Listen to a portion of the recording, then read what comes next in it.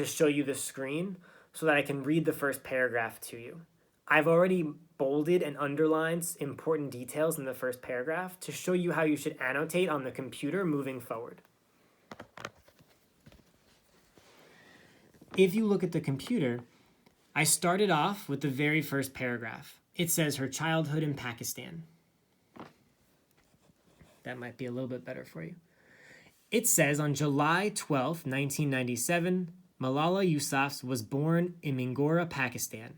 For the first few years of her life, her hometown was a popular spot for vacations. But that changed in 2007 when the Taliban invaded the area and took control. The Taliban is a violent group fighting to control Pakistan and its neighboring country, Afghanistan. As you can see, I highlighted July 12, 1997, which was Malala's birthday. I highlighted her name and where she was born, because that's important information. Then I highlighted the year 2007, Taliban twice, Pakistan and Afghanistan. Those words are all in bold because, in my opinion, those were the key words to this paragraph, and some of them were repeating words that have come up more than once, like Taliban. Then, I'm only allowed to underline 1 to 2 sentences, so I chose to underline these 2 sentences. For the first few years of her life, her hometown was a popular spot for vacations, but that changed in 2007 when the Taliban invaded the area and took control. The reason why I underlined those 2 sentences was because everyone has a birthday, so the fact that she was born on July 12, 1997 didn't seem that important to me. And the last paragraph is actually just a definition of what the word Taliban means, so I did not believe that would be important as well. I thought that those 2 sentences were important because it describes what her hometown was like, and then how it changed and why. Then, after you read and annotate, you're going to be asked to write the gist of every single section. I wrote the first one for you and gave you some key words that are going to help you figure out your gist moving forward. In your gist, you need to answer the questions who, what, and then where, when, or why. So let's go ahead and see what I wrote. I wrote Malala's hometown was taken over by a violent group called the Taliban. Who? Malala. What? Her hometown being taken over. Where, when, or why? By a violent group called the Taliban. That was why they took it over, because they were a violent group. I used those questions to make sure I answered the gist statement appropriately. I could have said that they were taken over by a violent group called the Taliban in 2007 if I wanted to do that, because that would have answered the when question. I didn't think that was necessary, but it also would be correct if you wrote that as well. The last thing we're going to review together, team, is that I'm going to look at this question right here. It says, which answer best describes why Malala's hometown became less popular for vacations?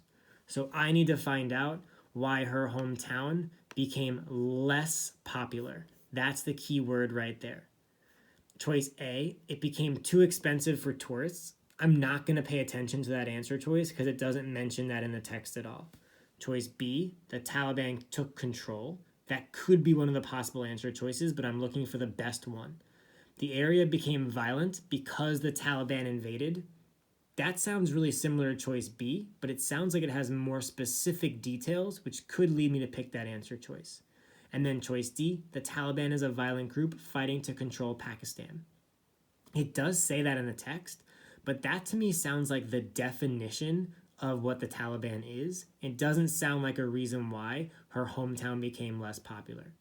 Because I need to pick the best answer choice, and I think B and C are both good, I'm going to go with C because it sounds like it's a more specific answer that would make it the best possible choice. So if you look, I highlighted it, and then I went and clicked on the bold button at the very, very top to bold my answer. Now it looks different than all the other answer choices, so I can now use that as my answer and move on to the rest of the text. I'm going to give you a couple of seconds to make sure that your screen looks like mine.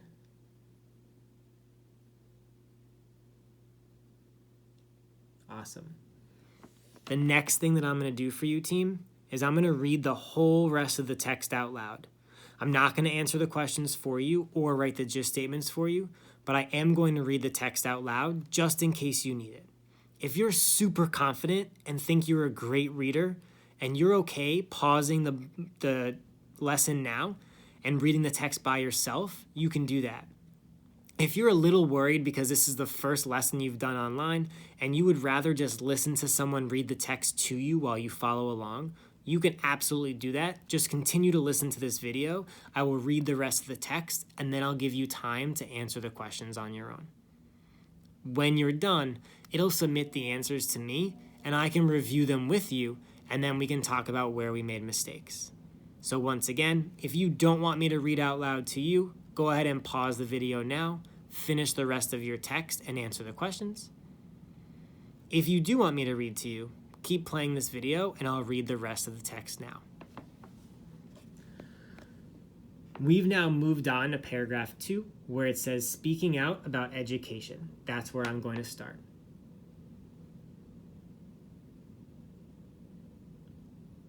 Yusufai attended the school founded by her father.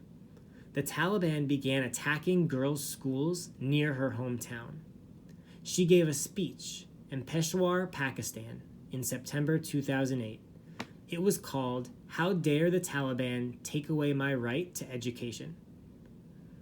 In early 2009, Yusufai began writing for the BBC, a British TV news network, about the Taliban's fight against education. To protect herself, she used a fake name, but her real name was discovered in December of that year. Yusufai was noticed for her activism. She was nominated for the International Children's Peace Prize in 2011. That same year, she was awarded Pakistan's National Youth Peace Prize. If you would like to pause the video now to annotate those 2 paragraphs and write the gist, you may do that. Question number 2.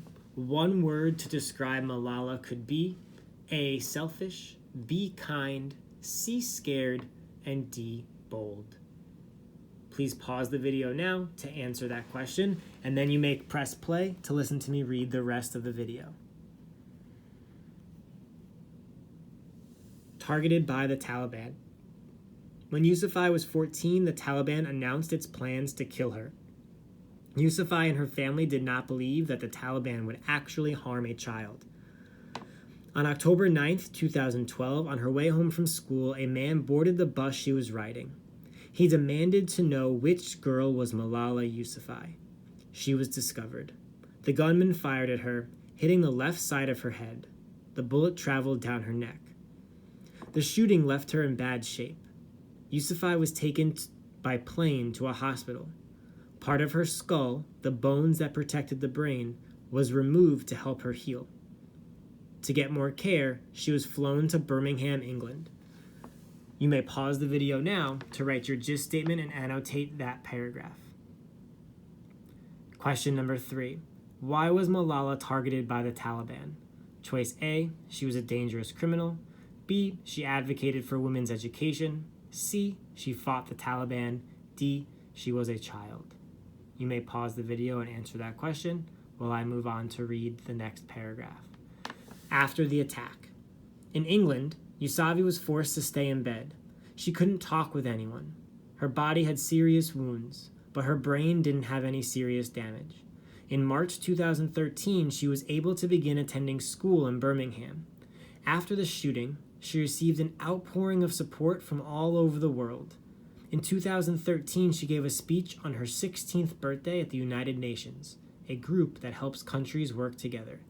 She wrote a book about her life. The Taliban still wants to kill her. Please pause the video now to annotate and write your gists.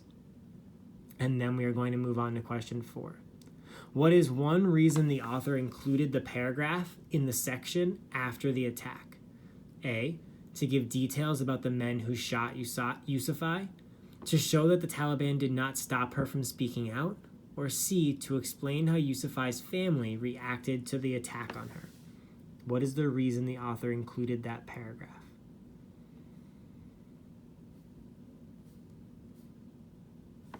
Winning the Nobel Peace Prize. She keeps fighting for the rights of girls and women to go to school. In October 2014, Yusufzai won the Nobel Peace Prize, an award given every year to people who work for world peace. At age 17, Yusufzai became the youngest person ever to receive the Nobel Peace Prize. Pakistan's leader, Nawaz Sharif, said she has made her countrymen proud.